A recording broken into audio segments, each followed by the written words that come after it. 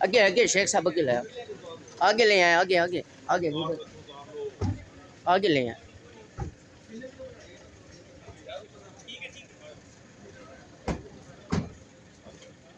बेटे जाओ तुसी।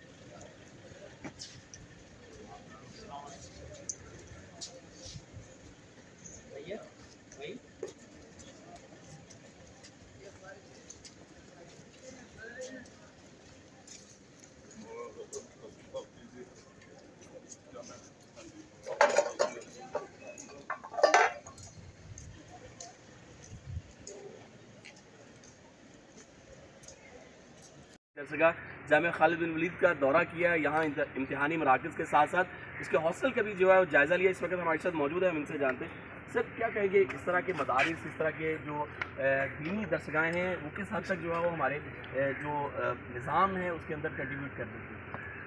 जी आज मैंने यहाँ डिस्ट्रिक्ट बिहाड़ी का सबसे बड़ा जो मदरसा है उसको विजिट किया, स्पेशली इसलिए आया हूँ कि यहाँ पे बच्चों के और जो यहाँ पे मदरसे में रहायश पजीर बच्चे हैं मैंने उनके एग्ज़ाम हो रहे थे तो उसको चेक करने के लिए काफ़ी मदारस के अंदर किस तरह के प्रोग्राम है तो उनका क्या स्टेटस है, किस तरह के मैंने देखा माशाल्लाह से किसी भी सूरत दूसरे जो हमारे इंग्लिश स्कूल हैं या दूसरे जो हमारे दीनी इदारे हैं उनसे कम नहीं है।